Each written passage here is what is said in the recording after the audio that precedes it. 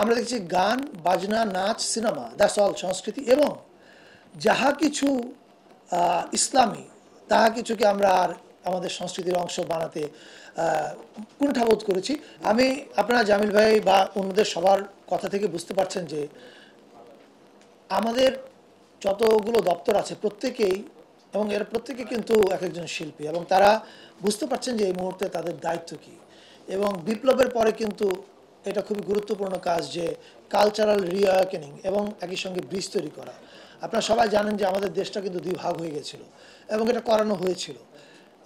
আপনি জামিল ভাইয়ের প্রোগ্রামগুলো যদি দেখেন বা একটু পরে যখন আমরা শ্যামা আপা যখন আমাদের প্রোগ্রামগুলো পড়বে, মানে আমাদের বলতে আমি বোঝাচ্ছি ওগুলো শিল্পকলা বাংলা একাডেমি এরাই বাস্তবায়ন করবে, কিন্তু ওই যে এই নিয়মিত কার্যক্রমের বাইরে যে প্রায়োরিটি সেগুলো পড়লে দেখবেন যে আমাদের ফিলসফির জায়গাটাতে একটা পরিবর্তন এসছে। আমাদের ফিলসফির জায়গার যে পরিবর্তন এসছে সেটা আমি আরেকবার একটু পরিষ্কার করে বলতে চাই যে আমাদের সরকারের প্রথম কথা হচ্ছে যে এই বাংলাদেশটা আসলে সবার, এখানে ধর্মের ভিত্তিতে কাউকে আলাদা করা যাবে না। যেমন আমি একটা উদাহরণ দিয়ে বলতে পারি, তাহলে বুঝতে আপনাদের সুবিধা হবে। আপনারা কি কখনো দেখেছেন সেহেরি নিয়ে সংস্কৃতি মন্ত্রণালয় বা এদের কোনো প্রোগ্রাম দেখেননি? বা ধরেন বৌদ্ধ পূর্ণিমা নিয়ে আমি দেখি না, আমার মনে পড়ে না। এবং এটা যে আমরা দেখি নাই, এর একটা কারণ আছে। এর কারণ হচ্ছে আমরা এতকাল সংস্কৃতিটাকে একটা ন্যারো জায়গা থেকে দেখেছি।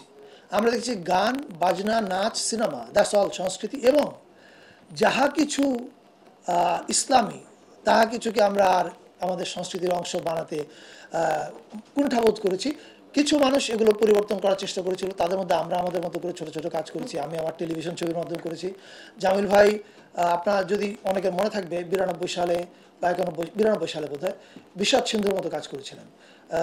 ওই সময় মঞ্চে ইসলামী মিথ আনার কারণে জামিল ভাইকে জামাত শিবির বলা হয়েছিল।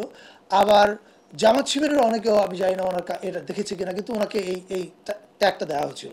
এখন আমি এই গল্পটা বললাম এটা বোঝানোর জন্য যে আমাদের সরকার এবং আমাদের যতগুলো দপ্তর আছে আমরা প্রত্যেকেই একটা বিষয় পরিষ্কার যে আমাদের সাংস্কৃতিক পলিসির মূলে থাকবে যে বহুজন, বহু ধর্ম, বহু ভাষা, সবার সংস্কৃতি এবং সবার সংস্কৃতিকে আমরা বিকাশ ঘটানোর জন্য কাজ করতে চাই। আমরা ওন করি সব কিছু।